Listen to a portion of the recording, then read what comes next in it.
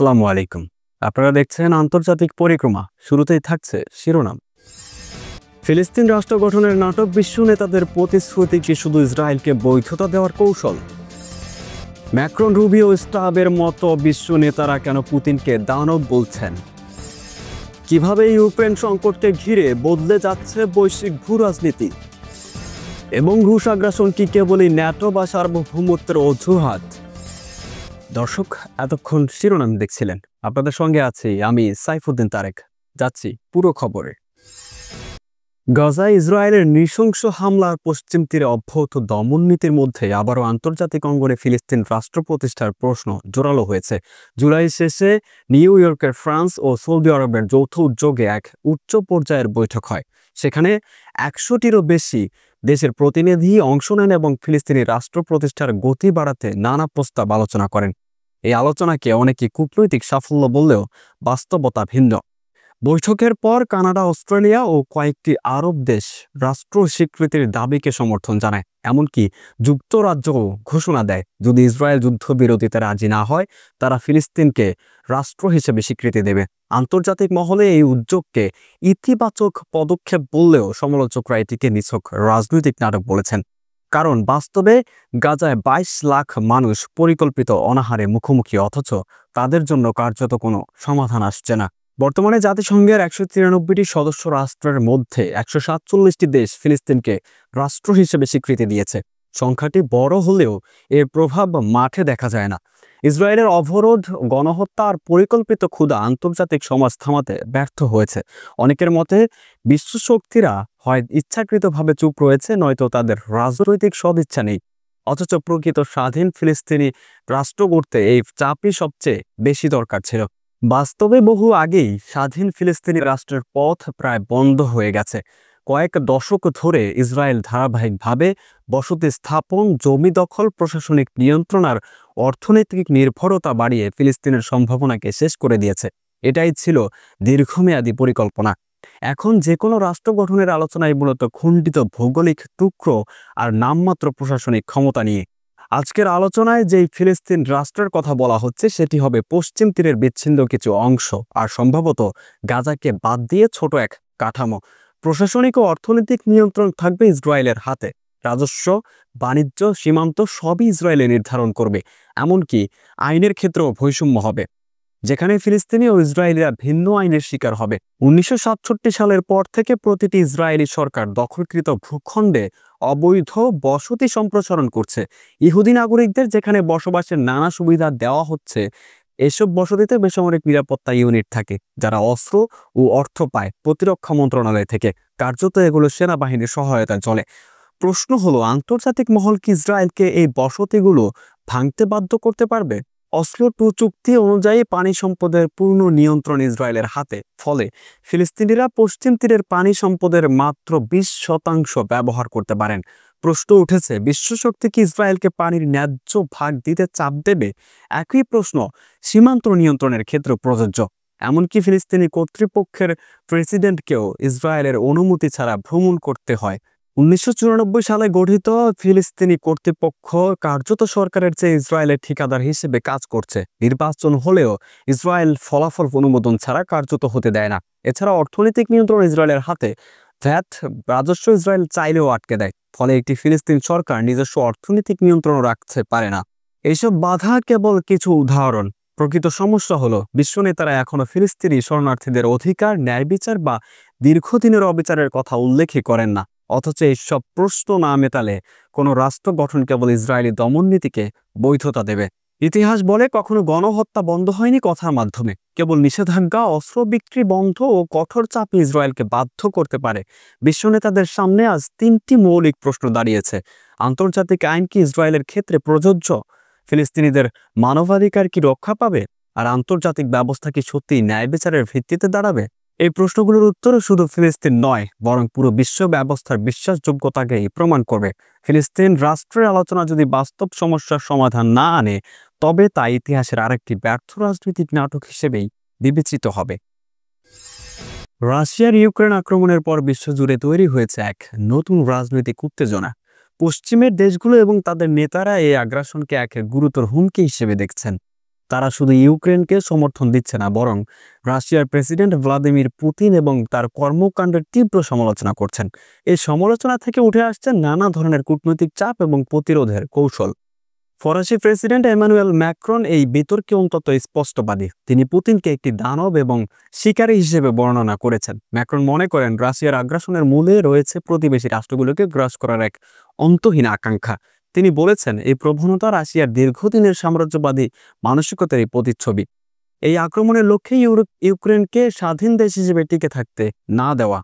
Macron বেসামরিক নাগরিকদের হত্যা বন্ধ করতে একটি যুদ্ধবিরতি বা টুর্সের পক্ষে জোরালো সওয়াল করেছেন। তার মতে এই যুদ্ধবিরতি শান্তি আলোচনার জন্য একটি অনুকূল পরিবেশ তৈরি করতে পারে। তবে তিনি এটাও স্বীকার করেছেন পুতিন অতীতে বহুবার এই ধরনের যুদ্ধবিরতির প্রস্তাব প্রত্যাখ্যান করেছেন। এর ফলে শান্তি প্রতিষ্ঠা করা এক জটিল এবং কঠিন কাজ হয়ে দাঁড়িয়েছে। যুক্তরাষ্ট্রের পররাষ্ট্রমন্ত্রী মার্কো রুবিওর অবস্থানও এক্ষেত্রে খুবই গুরুত্বপূর্ণ। তিনি জোর দিয়ে বলেছেন ইউক্রেনের মতো একটি সার্বভৌম রাষ্ট্রের অন্য দেশের সঙ্গে নিরাপত্তা জোট গঠনের অধিকার রয়েছে।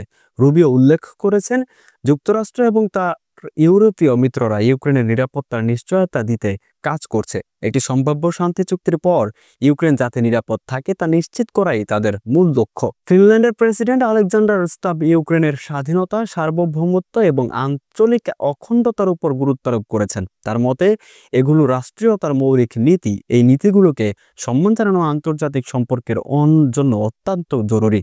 তিনি ইউক্রেনের পাশে থাকার অঙ্গীকার করেছেন এবং রাশিয়ার আগ্রাসনকে আন্তর্জাতিক আইনের লঙ্ঘন হিসেবে উল্লেখ করেছেন। রুশ পররাষ্ট্র মন্ত্রণালয় অবশ্য তাদের নিজস্ব বক্তব্য দিয়েছে। তারা বলছেন যদি ইউক্রেন নিরপেক্ষ না থাকে এবং জোট গঠনের চেষ্টা করে তাহলে তারা তাদের স্বাধীনতা হারাবে। এর মাধ্যমে রাশিয়া ইউক্রেন সার্বভৌম অধিকারকে সরাসরি চ্যালেঞ্জ করছে। রাশিয়া বারবার ইউক্রেনের আক্রমণের পেছনে ন্যাটোতে যোগদানের আগ্রহ এবং রুশভাষী জনগণের উপর নির্যাতনের অজুহাত হিসেবে ব্যবহার করছে। কিন্তু ভিডিওতে দেখানো হয়েছে এই অজুহাতগুলো প্রকৃতপক্ষে রাশিয়ার আসল উদ্দেশ্যকে আড়াল করার জন্য ব্যবহৃত হচ্ছে। রাশিয়ার আসল লক্ষ্য হলো ইউক্রেনকে একটি সার্বভৌম দেশ হিসেবে টিকে থাকতে না দেওয়া। তারা চায় ইউক্রেন রাশিয়ার প্রভাব বলয়ের মধ্যে থাকুক এবং তাদের নিজস্ব পররাষ্ট্রনীতি অনুসরণ না করুক।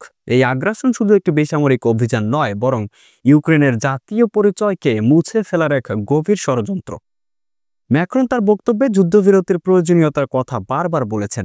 তিনি বিশ্বাস করেন যুদ্ধবিরতি ছাড়া কোনো অর্থপূর্ণ আলোচনা সম্ভব নয়।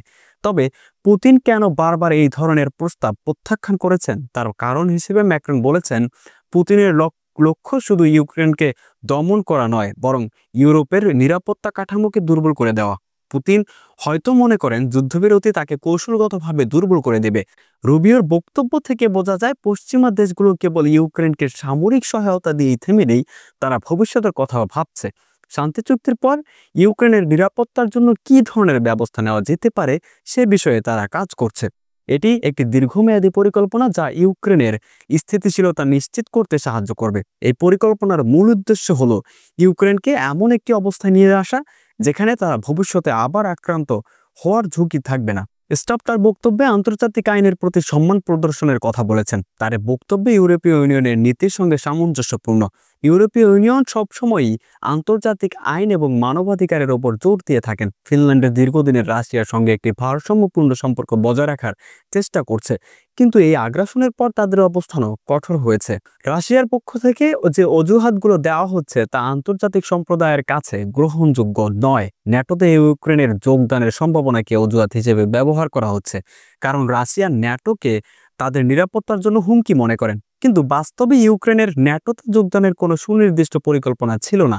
এটি কেবল একটি সম্ভাব্য ধারণা ছিল যা রাশিয়া তাদের আগ্রাসনের পক্ষে যুক্তি হিসেবে ব্যবহার করছে।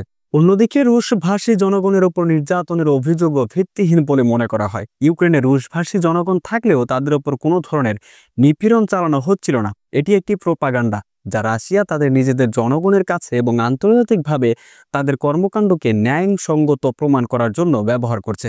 এই ধরনের মিথ্যাচার একটি আগ্রাসী রাষ্ট্রের কৌশল। ম্যাক্রনের দানব এবং শিকারী উপমাগুলো পুতিনের প্রতি তার গভীর হতাশা এবং ক্ষোভের প্রকাশ। তিনি বোঝাতে চেয়েছেন যে পুতিন একজন বিপজ্জনক নেতা যিনি শুধুমাত্র ক্ষমতা এবং সাম্রাজ্য বিস্তারের জন্য কাজ করছেন। ম্যাক্রন মনে করেন পুতিন এই মানসিকতা শুধু ইউক্রেনের জন্য নয়, সমগ্র ইউরোপের জন্য এক বড় হুমকি। যুদ্ধবিরতির আহ্বান জানানোর মধ্য দিয়ে ম্যাক্রন মানবিক দিকটির ওপর জোর দিয়েছেন। হাজার হাজার বেসামরিক নাগরিক মারা যাচ্ছেন এবং তাদের দুর্ভোগ বেড়ে চলেছে। এই পরিস্থিতিতে অবিলম্বে হত্যা বন্ধ করা জরুরি। তবে পুতিন যখনই যুদ্ধবিরতির সুযোগ পেয়েছেন তখনই তিনি তা প্রত্যাখ্যান করেছেন। এটি প্রমাণ করে যে পুতিন শান্তি চান না, বরং তিনি ইউক্রেনকে সম্পূর্ণভাবে দখল করতে চান। রুবিওর বক্তব্য থেকে জানা যায় যুক্তরাষ্ট্র এবং তার মিত্ররা ইউক্রেনের দীর্ঘমেয়াদী নিরাপত্তার জন্য প্রতিশ্রুতিবদ্ধ। তারা কেবল বর্তমান যুদ্ধে সহায়তা দিচ্ছে না, বরং ভবিষ্যতে ইউক্রেনকে কিভাবে রক্ষা করা যায় সে বিষয়ে ভাবছে। এই প্রতিশ্রুতি ইউক্রেনকে মানসিকভাবে শক্তি যোগাচ্ছে এবং তাদের প্রতিরোধকে আরো দৃঢ় করছে। স্টাবের বক্তব্য থেকে বোঝা যায় ইউক্রেনের স্বাধীনতা এবং সার্বভৌমত্ব শুধু ইউক্রেনের নিজস্ব বিষয় নয়, বরং এটি আন্তর্জাতিক সম্প্রদায়ের একটি মৌলিক নীতি। যদি একটি সার্বভৌম রাষ্ট্রকে প্রতিবেশীর দ্বারা আক্রমণ করার সুযোগ দেওয়া হয়, তাহলে ভবিষ্যতে অন্য যে কোনো রাষ্ট্র একই ধরনের ঝুঁকির মধ্যে পড়বে। তাই ইউক্রেনকে রক্ষা করা মানে আন্তর্জাতিক আইনের প্রতি সম্মান জানানো। রাশিয়া ইউক্রেনের বিরুদ্ধে যে আগ্রাসন চালাচ্ছে তার কোনো বৈধ কারণ নেই। পুতিনের দেখানো অজুহাতগুলো কেবলই এক ধরনের প্রোপাগান্ডা। আসল উদ্দেশ্য হলো ইউক্রেনকে একটি সার্বভৌম রাষ্ট্র হিসেবে নিশ্চিহ্ন করে দেওয়া। পশ্চিমা বিশ্ব এবং তাদের নেতারা এই আগ্রাসনের বিরুদ্ধে ঐক্যবদ্ধভাবে কাজ করছেন। তারা ইউক্রেনকে সামরিক ও কূটনৈতিক সহায়তা দিচ্ছে, যা ভবিষ্যতে তাদের নিরাপত্তা নিশ্চিত করার জন্য কাজ করছে। এই যুদ্ধ ইউক্রেনের স্বাধীনতা, সার্বভৌমত্ব এবং ভৌগোলিক অখণ্ডতার পরীক্ষা নিচ্ছে। একই সাথে এটি বিশ্বশক্তির কাছে এক চ্যালেঞ্জ যে তারা কিভাবে একটি আগ্রাসী রাষ্ট্রের মোকাবেলা করবে। ম্যাক্রন, রুবিও, স্টাবের মতো নেতাদের বক্তব্য থেকে বোঝা যায় পশ্চিমা বিশ্ব এই চ্যালেঞ্জ গ্রহণ করতে প্রস্তুত। তারা পুতিনের আগ্রাসনের বিরুদ্ধে কঠোর অবস্থান নিয়েছে এবং ইউক্রেনের পাশে থাকার অঙ্গীকার করছে। এই সংঘাতের চূড়ান্ত পরিণতি কি হবে তা এখনো বলা কঠিন, তবে এটা স্পষ্ট যে এই সংঘাত শুধু সামরিক নয়, এটি আদর্শ এবং নীতিরও এক বিশাল যুদ্ধ। দর্শক, আজকের আন্তর্জাতিক পরিক্রমা শেষ করছি এখানেই। ধন্যবাদ সবাইকে।